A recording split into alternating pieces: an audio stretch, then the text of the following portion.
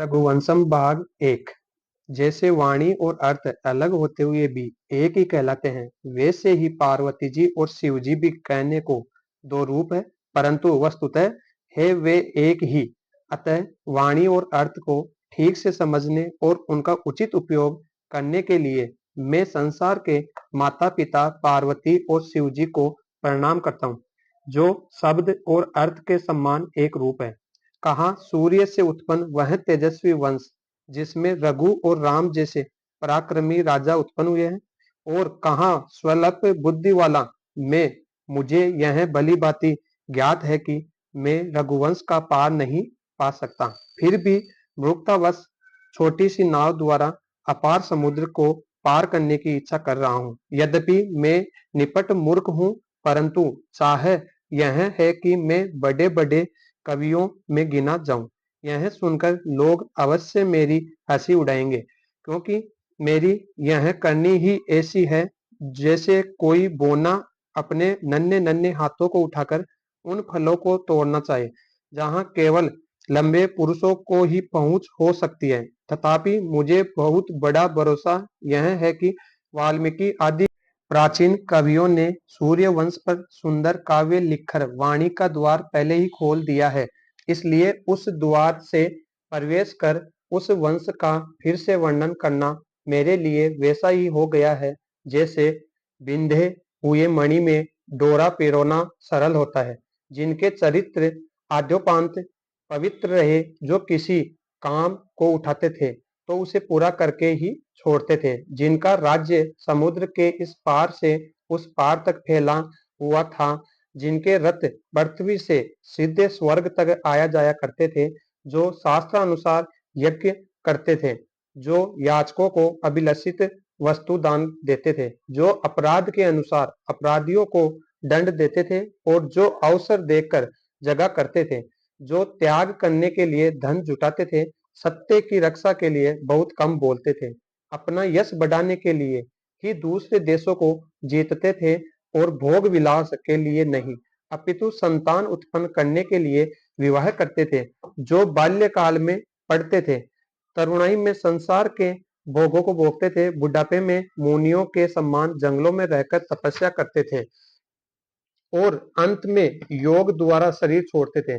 स्वल्प शब्द वैभव रखते हुए भी मैं मंदमती उन प्रतापी रघुवंशियों का वंश वर्णन करने को संबद्ध हूँ, क्योंकि रघुवंशियों के ये गुण मेरे कान में पड़े, तब इन्होंने ही मुझे यह काव्य लिखने की ठिठाई करने को बढ़ावा दिया।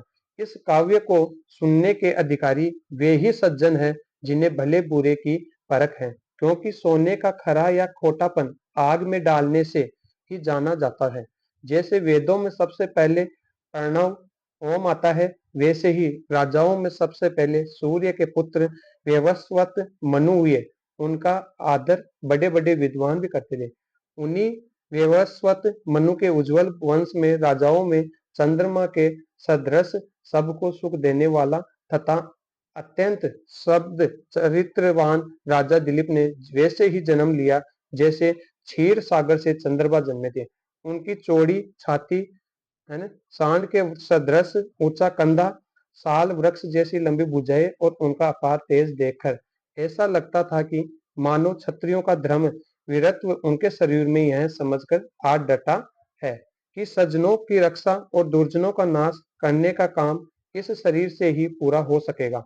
जैसे सुमेरु पर्वत ने अपनी दृढ़ता से संसार के सब दृढ़ पदार्थों को दबा दिया है, अपनी चमक से सब चमकीले वस्तुओं की चमक घटा दी है, अपनी ऊंचाई से सब ऊंची वस्तुओं को दबोच दिया है, और अपने फैलाव से सारी पृथ्वी को ढक लिया है। वैसे ही राजा दिलीप ने भी अपने बल, तेज और शरीर से सबको नीचा दिखलाकर सारी पृथ्वी को अपनी मुट्ठी में कर लिया था। उनका जैसा सुंदर रूप था, वैसी ही उनकी प्रखर बुद्धि भी थी। जैसी तीखी बुद्धि थी, तदनुसार ही शीघ्रता से उन्होंने सब शास्त्र पढ़ डाले, इसलिए वे शास्त्र के अनुसार ही किसी काम में हाथ डालते थे। अतएव उन्हें वैसी ही बड़ी सफलता भी मिलती थी। मगरमच्छों जैसे भयानक जल जंतुओं के डर से जिस तरह लोग समुद्र में बैठने से डरते हैं, वैसे ही राजा दिलीप से भी उनके सेवन करते थे, क्योंकि वे न्याय में बड़े कठोर होने के कारण किसी के साथ पक्षपात नहीं करते थे, किंतु समुद्र के सुंदर एवं मनोहर रत्नों को पाने के लिए जैसे लोग समुद्र में पेट ही जाते हैं, वैसे ही राजा दिलीप इतने दयालु, उदार और गुणी थे कि उनके सेवन उनकी कृपा पाने के लिए सदा उनका सहारा लिया करते थे। जैसे कुशल सारथी रथ चलाता है तो रथ के पहिए बाल भर भी लीक से बाहर नहीं जाते, वैसे ही राजा दिलीप ने इतने अच्छे ढंग से प्रजा का पालन किया था कि प्रजा का कोई भी व्यक्ति मनु के बतलाए हुए नियमों से हटकर बाहर चलने का साहस नहीं कर सकता था। सभी लोग वर्णों और आश्रमों के नियमों के अनुसार अपने धर्म पर दृढ़ रहते थे। जैसे सूर्य अपनी किरणों से धरती का जितना जल सोखता है, उसका 1000 गुना बरसा देता है, वैसे ही राजा दिलीप भी अपनी प्रजा से जितना कर लेते थे वह सब प्रजा की भलाई में ही खर्च कर दिया करते थे। जैसे अन्य राजाओं के पास बड़ी भारी सेना रहती है, वैसे ही राजा दिलीप के पास भी बड़ी भारी सेना थी, किंतु वह केवल शोभा के लिए ही थी। वे उससे कोई काम नहीं लेते थे। शास्त्रों का उन्हें बहुत अच्छा ज्ञान था और धनुष चलाने में भी अद्वितीय थे। अतएव वे अपना सब काम अपनी तीक्ष्ण बुद्धि और धनुष पर चढ़ी हुई डोरी इन दोनों से ही निकाल लेते थे। न तो वे अपने द्वारा विचारी हुई बात को किसी को बतलाते थे और न अपनी भावभंगी से किसी को यह जताते थे कि वे क्या करने वाले हैं। जैसे इस जन्म में किसी को सुखी या दुखी होकर लोग यह समझ लेते हैं कि उनसे पिछले जन्म में अच्छे या बुरे कर्म किए थे, वैसे ही राजा दिलीप के मन की बात भी लोग तभी जान पाते थे जब वह काम पूरा हो चुकता था। उससे पहले नहीं। वे निडर होकर आत्मरक्षा करते थे, बड़े धैर्य के साथ अपने धर्म का पालन करते थे, निस्पृह भाव से धन इकट्ठा करते थे और अनासक्त भाव से सांसारिक सुखों को भोगते थे। जो लोग लिख पढ़ लेते हैं वे अपनी विद्या का ढिंढोरा पीटते हैं। जो बलवान होते हैं वे दूसरों को सताने में अपनी बड़ाई समझते हैं। जो लोग दान देते हैं या किसी के लिए कुछ त्याग करते हैं तो यह चाहते हैं कि चारों ओर हमारा नाम हो, किंतु राजा दिलीप में ये बातें नहीं थी। वे सब कुछ जान करके भी चुप रहते थे। शत्रुओं से बदला लेने की शक्ति रहते हुए भी उन्हें क्षमा कर देते थे और दान देकर भी वे अपनी प्रशंसा कराने की कामना नहीं करते थे। उनके इस लोकोत्तर व्यवहार को देखकर ऐसा लगता था कि चुप रहने, क्षमा करने, प्रशंसा से दूर भागने के गुण भी उनमें ज्ञान, शक्ति और त्याग के साथ ही साथ उपजे थे। सांसारिक भोगों को वे अपने पास नहीं भटकने देते थे। सारी विद्याओं को उन्होंने हृदयंगम कर लिया था और वे अपना जीवन दिन रात धर्म के कामों में ही लगाए रहते थे। छोटी अवस्था में ही वे इतने चतुर हो गए थे कि बिना बुढ़ापा आए ही उनकी गिनती बड़े बुड्ढों में होने लगी थी। पिता जैसे अपने पुत्रों को बुरे कामों से रोकता है, अच्छे काम करने की सीख देता है, सब प्रकार से उनकी रक्षा करता है और उनको पाल पोस कर बड़ा करता है, वैसे ही राजा दिलीप भी अपनी प्रजा को बुरे मार्ग पर जाने से रोकते थे, अच्छा काम करने को उत्साहित करते थे, विपत्तियों से उनकी रक्षा करते थे, उनके लिए अन्न, वस्त्र, धन तथा शिक्षा का प्रबंध करके उनका पालन पोषण करते थे। इस प्रकार वे ही अपनी प्रजा के सच्चे पिता थे। उनके वास्तविक पिता तो केवल जन्म देने के कारण थे।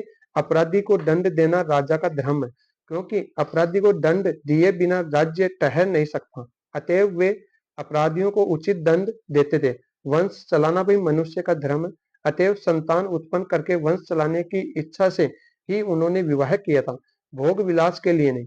इस प्रकार यद्यपि दंड और विवाह वास्तव में अर्थशास्त्र के विषय हैं, फिर भी उस विद्वान राजा दिलीप के लिए वे अर्थ, काम, धर्म ही थे।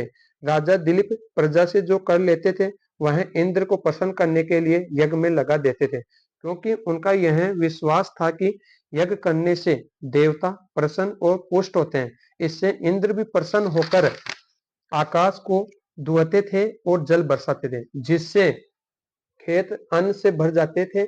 इस प्रकार राजा दिलीप और इंद्र एक दूसरे की सहायता करके प्रजा का पालन करते थे।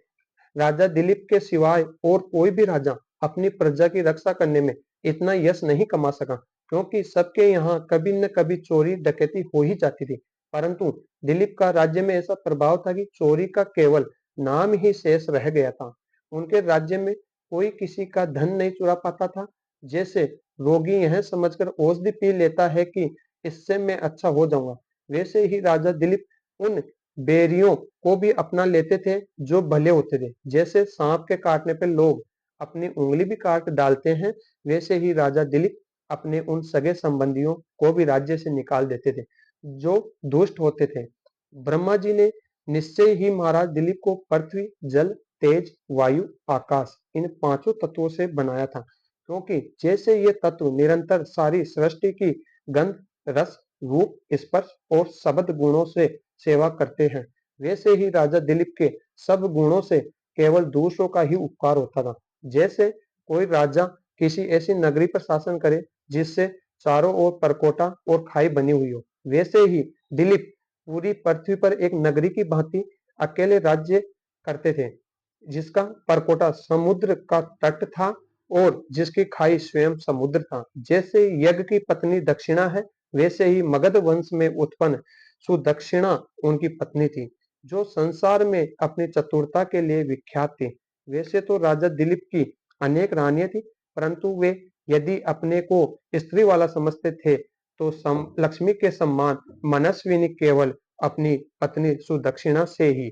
उनकी बड़ी इच्छा थी कि मेरी प्यारी पत्नी की कोख से मेरे जैसा पुत्र उत्पन्न हो, परंतु दिन बीतते चले जा रहे थे और मन की साध पूरी नहीं हो रही थी।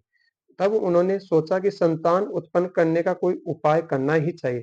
तदनुसार उन्होंने पृथ्वी पालन का सारा भार अपने कंधों से उतारकर मंत्री को दे दिया। राज्य की चिंता से मुक्त होकर पवित्र मन से राजा दिलीप और रानी सुदक्षिणा ने पुत्र की इच्छा करके पहले ब्रह्मा जी की पूजा की।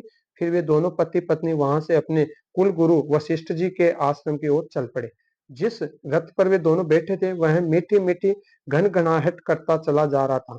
उस पर बैठे हुए वे दोनों ऐसे लगते थे मानो वर्षा के बादल पर एरावत और बिजली चले जा रहे हो।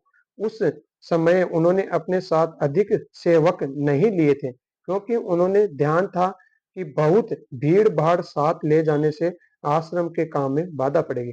परंतु उनका प्रताप और तेज इतना अधिक था कि जिससे ऐसा लगता था कि मानो उनके साथ बड़ी सेना चली जा रही हो। मार्ग में साल की गोंद की गंध से सुवासित फूलों के रज पराग को उड़ाता और वन के वृक्षों को धीरे धीरे कपाता हुआ पवन उनके शरीर को सुख देता हुआ उनकी सेवा करता था। राजा दिलीप और रानी सुदक्षिणा ने देखा कि रथ की गड़गड़ाहट सुनकर बहुत से मोर अपना मुंह ऊपर उठाकर दोहरे मनोहर शब्द सुना रहे थे। कहीं उन्होंने देखा कि हिरणों के जोड़े मार्ग से कुछ हटकर रथ को एकटक देख रहे हैं। उनकी सरस चितवन देखकर राजा दिलीप ने उन्हें सुदक्षिणा के नेत्रों के समान और सुदक्षिणा ने राजा दिलीप के नेत्रों के समान समझा। जब वे आंख उठाकर ऊपर देखते तो आकाश में उड़ते हुए मीठे बोलने वाले बगुले भी उन्हें दिखलाई पड़ जाते थे, जो एक पांत में उड़ते हुए ऐसे दिखते थे कि मानो खंबे के बिना ही आकाश में बंधनवार टंगी हो। उस समय पवन भी अनुकूल चलकर यह संकेत दे रहा था कि उनके मन की इच्छाएं अवश्य पूरी होगी। वह ऐसी दिशा से चल रहा था कि घोड़ों के खुरों से उड़ी हुई धूल न रानी सुदक्षिणा के बालों को और न राजा दिलीप की पगड़ी को ही छू पाती थी। मार्ग में जो सरोवर पड़ते थे उनमें लहर की झखरों से जो कमलों की ठंडी सुगंध उड़ती थी उसकी सुगंध लेते हुए वे चले जा रहे थे। वह सुगंधित पवन उनकी सांस के समान ही सुवासित था। जो गांव उन्होंने दान करके ब्राह्मणों को दिए थे और जिनमें स्थान स्थान पर यज्ञ के खंभे गड़े हुए थे, वहां के ब्राह्मणों ने पहले तो अर्घ्य भेंट करके उनकी पूजा की और फिर ऐसे आशीर्वाद दिए जो कदापि निष्फल नहीं हो सकते थे। अहिरों के मोहल्ले के निवासी जो बड़े बूढ़े तुरंत निकाला हुआ मक्खन लेकर उनको भेंट करने आए थे, उनसे राजा दिलीप और रानी मार्ग में छाया के लिए लगाए गए वृक्षों का नाम पूछते जाते थे। चैत की पूर्णिमा को जैसे चित्रा नक्षत्र के साथ सुशोभित चंद्रमा आंखों को अत्यंत भला लगता है, वैसे ही मार्ग में जाते हुए शुभ्र वस्त्रधारी राजा दिलीप भी रानी सुदक्षिणा के साथ बड़े सुंदर लग रहे थे। चंद्रमा के पुत्र बुध के सदृश स्वरूप राजा दिलीप सुदक्षिणा को मार्ग की विविध वस्तुएं दिखलाते चलते थे, अतएव उन्हें कुछ पता ही नहीं चला और बड़ा लंबा रास्ता हो गया। सांझ होते होते यशस्वी राजा दिलीप सुदक्षिणा के साथ संयमी महर्षि वशिष्ठ जी के आश्रम के पास जा पहुंचे। उस समय उनके घोड़े भी थक चुके थे। वहां पहुंचकर वे देखते क्या है कि संध्याकालीन अग्निहोत्र की अदृश्य अग्नि को प्रज्वलित करने के लिए बहुत से तपस्वी हाथ में समिधा कुश और फल लिए हुए जंगलों से आश्रम को लौट रहे थे। बहुतेरे मृग आश्रम में इधर उधर पर्णकुटियों के द्वार रोके खड़े थे, जो ऋषि पत्नियों के बच्चों की भांति तिन्नी के दानों को खाया करते थे। वृक्षों की जड़ों में पानी दे देकर ऋषि कन्याएं वहां से इसलिए हट गई थी कि जिससे आश्रम के पक्षी निडर होकर उन वृक्षों के थालों का जाल पी सके। धूप में सुखाने के लिए जो तिन्नी का अन्न फैलाया हुआ था, वह दिन छिपते ही समेटकर कुटिया के आंगन में ढेर लगा दिया गया था। उन आंगनों में ही बहुत से हरिण सुख से बैठे हुए जुगाली कर रहे थे। हवन सामग्री की गंध से सुगंधित अग्निहोत्र का धुआं पवन के कारण चारों ओर फैल गया था और वह धुआं आश्रम की ओर आते हुए अतिथियों को भी पवित्र कर रहा था। वहां पहुंचकर राजा दिलीप ने सारथी को आज्ञा दी कि घोड़ों को आराम करने दो। उसके बाद सारा देकर पहले उन्होंने पत्नी को रथ से उतारा और फिर स्वयं उतरे। यह समाचार जब आश्रम वालों को मिला, तब वहां के सभासद एवं संयमी मुनियों ने रक्षक आदरणीय तथा नीति शास्त्र के अनुसार चलने वाले सप्तनिक राजा दिलीप का ससम्मान स्वागत किया। जब संध्या की सब क्रियाएं संपन्न हो चुकी, तब उन्होंने तपस्वी महामुनि वशिष्ठ को देखा, जिनके पीछे देवी अरुंधति जी उसी प्रकार बैठी थी जैसे अग्नि के पीछे स्वाहा विराजमान रहती है। राजा दिलीप और मगध की राजकुमारी सुदक्षिणा ने उन दोनों के चरण छूकर प्रणाम किया। तब गुरु वशिष्ठ और उनकी पत्नी अरुंधति ने बड़े प्यार से उन दोनों का आशीर्वाद आदि द्वारा अभिनंदन किया। वशिष्ठ जी ने उनका ऐसा आतिथ्य सत्कार किया कि रथ की हचक से उन्हें जो थकावट हुई थी सो सब दूर हो गई। तब राज्याश्रम के मुनि दिलीप से तपोवन के मुनि ने पूछा कि आपकी राज्य में सब कुशल तो है? राजा दिलीप जिस प्रकार अपनी वीरता से शत्रुओं के नगर जीतकर धनाधीश बने थे, वैसे ही वे बातचीत करने की कला में भी बड़े निपुण थे। इसलिए उन्होंने अथर्ववेद के ज्ञाता वशिष्ठ जी के प्रश्न का अर्थ भरी वाणी द्वारा उत्तर दिया। आपकी कृपा से मेरे राज्य में राजा, मंत्री, मित्र, राजकोष, राज्य, दुर्ग और सेना ये सातों सकुशल है। और फिर अग्नि, जल, महामारी, अकाल मृत्यु आदि देवी विपत्तियों तथा चोर, डाकू, शत्रु आदि मानुषी आपत्तियों को दूर करने वाले आप तो है ही, क्योंकि आप मंत्रों के रचयिता है। आपके मंत्र इतने शक्तिशाली है कि अपने बाण चलाने की आवश्यकता ही नहीं पड़ती। अपने बाणों से मैं केवल उन्हें ही भेद सकता हूँ जो मेरे आगे आते हैं, किंतु आपके मंत्र तो दूर से ही शत्रुओं को नष्ट कर देते हैं।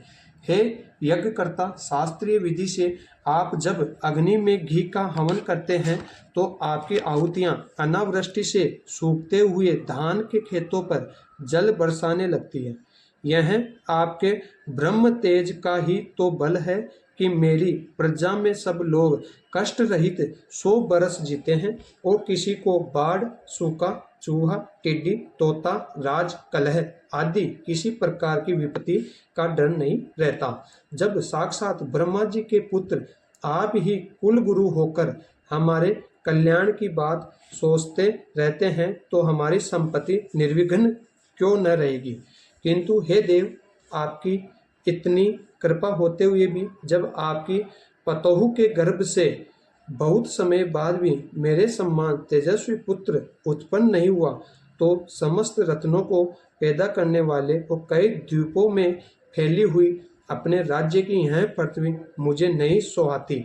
अब तो ऐसा लगता है कि मेरे बाद कोई हमें पिंड देने वाला भी नहीं रह जाएगा। इसी दुख से हमारे पितर मेरे दिए हुए श्राद्धान को भरपेट न खाकर उसका अधिक भाग आगे के लिए संचित करने लग गए हैं। तर्पण के समय जब मैं जलदान देने लगता हूँ, तब मेरे पितर यह सोच कर दुख की सांसें लेने लगते हैं कि मेरे पीछे उन्हें जल भी नहीं मिलेगा, और वे उन उसासों से गुनगुने जल को ही पी लेते हैं जैसे लोकोलोक पर्वत एक ओर सूर्य का प्रकाश पड़ने से चमकता है और दूसरी ओर प्रकाश न पड़ने के कारण अंधियारा रहता है। उसी प्रकार सदा यज्ञ करने से मेरा चित्त प्रसन्न रहता है, किंतु पुत्र न होने से सदा शोकाकुल भी रहा करता है। हे देव, तपस्या तथा दान से जो पुण्य मिलता है वह केवल परलोक में सुख देता है, किंतु अच्छी संतान सेवा शुश्रूषा करके इस लोक में तो सुख देती ही है, तर्पण और पिंडदान आदि के द्वारा वह परलोक में भी सुख देती है।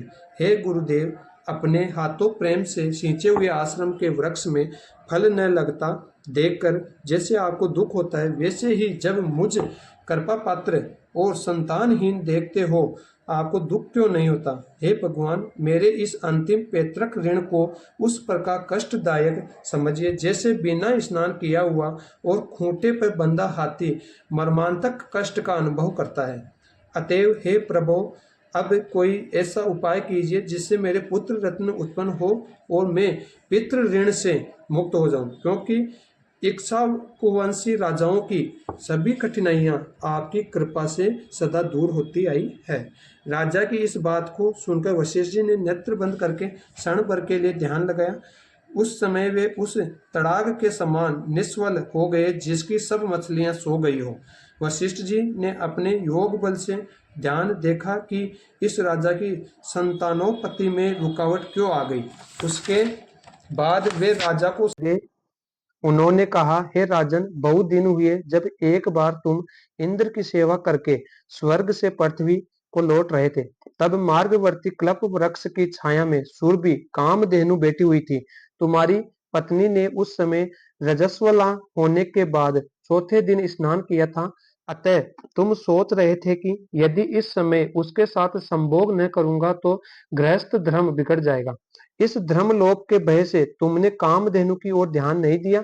यह तुमने ठीक नहीं किया, क्योंकि तुम्हें चाहिए था कि उस समय उसकी पूजा और प्रदक्षिणा करते। इसी से रुष्ट होकर कामधेनु ने तुम्हें शाप दे दिया कि तुमने जो मेरा तिरस्कार किया है, इसका दंड यही है कि जब तक तुम मेरी संतान की सेवा नहीं करोगे, तब तक तुम्हें पुत्र नहीं प्राप्त होगा। उस समय बड़े बड़े मतवाले दिग्गज आकाश गंगा में जल क्रीड़ा करते हुए चिंगाड़ कर रहे थे और आकाश गंगा के प्रवाह का भी कोलाहल व्याप्त था। इसलिए उस साप को न तो तुमने सुना और न तुम्हारा सारथी ही सुन सका। सो तुम्हारे पुत्र न होने के कारण उस कामधेनु का तिरस्कार ही है, क्योंकि जो पुरुष अपने पूज्यों की पूजा नहीं करता, उसके शुभ कार्यों में विघ्न पड़ता ही है। किंतु इस समय तो कामधेनु मिल नहीं सकती, क्योंकि वरुण देव पाताल में एक बहुत बड़ा यज्ञ कर रहे हैं। उस यज्ञ में आहुति ही हवि जुटाने के लिए कामधेनु भी पाताल लोक गई हुई है। उस लोक के द्वारों की बड़े बड़े विषधर सर्प रखवाली कर रहे हैं। इसलिए तुम उसकी पुत्री नंदिनी को ही उसकी प्रतिनिधि समझकर अपनी रानी के साथ शुद्ध मन से उसकी सेवा करो। यदि वह प्रसन्न हो जाएगी तो तुम्हारी कामना पूर्ण कर देगी। वशिष्ठ जी यह कह ही रहे थे कि उसके लिए घृत आदि हवन सामग्री जुटाने वाली सुंदर नंदिनी गाय वन से लौटकर आ गई।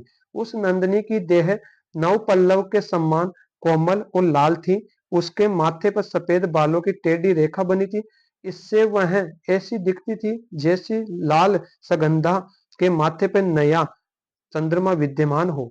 अपना बछड़ा देखते ही उसके कुंड जैसे बड़े बड़े थनों से गरम गरम दूध निकलकर पृथ्वी पर टपकने लगा, जो यज्ञ स्नान के जल से भी अधिक पुनीत था।